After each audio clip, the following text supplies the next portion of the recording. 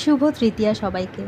যদিও আজ তৃতীয়া না চতুর্থী আমি একটু কনফিউজ, তোমরা শিওর হলে আমাকে কমেন্টে জানাতে ভুলো না। তো সকাল সকাল আদা জল খেয়ে লেগে পড়ার মতো আমি মেথি মৌরি ভেজানো জল খেয়ে কাজে লেগে পড়েছিলাম আজ, কারণ আজকে বিরিয়ানি বানাবো। আর অ্যাভোকাডো স্যান্ডউইচটাও কিন্তু আমি আজই বানিয়েছিলাম, সত্যি খুব ভালো হয়েছিল খেতে। পরের দিন চাইলে তোমাদের সাথে রেসিপি শেয়ার করব। তো বিরিয়ানি বানানোর জন্য আমি যেহেতু এগ বিরিয়ানি বানিয়েছিলাম, তো ডিমটাকে সিদ্ধ করে নিয়েছিলাম আর তার সঙ্গে আলুগুলোকে কেটে ভালোভাবে ভেজে নিয়েছিলাম। তারপরে নর্মালি যেভাবে ডিম রান্না করে বিরিয়ানি মশলা দিয়ে ডিমটা আমি রান্না করে নিয়েছিলাম গ্রেভি করে।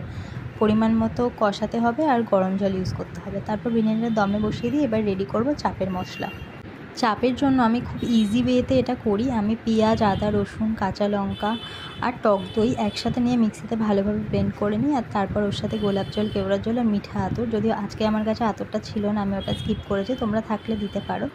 সঙ্গে হচ্ছে অল্প পরিমাণ কাশ্মীরি লঙ্কা আর নুন পরিমাণ মতন দিয়ে সবগুলোকে আস্তে আস্তে ধোয়া চিকেনটা দিয়ে ম্যারিনেট করে 10-15 মিনিট রেখে দিতে হবে। তারপর কড়াইতে তেল গরম হলেই ওর মধ্যে আমরা এক এক করে ছেড়ে দেবো।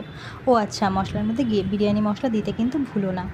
তারপর আর কি, একটুখানি কষিয়ে ঢেকে ঢেকে রান্না করতে হবে। তারপর স্নান সেরে পুজো দিয়ে নিলাম। এবার হচ্ছে বিরিয়ানি ওপেন করার পালা। তো বিরিয়ানিটা ওপেন করলাম। এটা হচ্ছে দম বিরিয়ানিটা কিন্তু দারুণ হয়েছিল, কিন্তু একটু বেরেস্তাটা পুড়ে গেছিলো, ওটাকে ইগনোর করতে পারো। বাদবাকি খেতে অসাধারণ হয়েছিল। আমিও ভাবিনি যে ফার্স্ট টাইম এত ভালো হবে। তো চলো আবার দেখাবো অন্য ব্লগে। আজকের মতন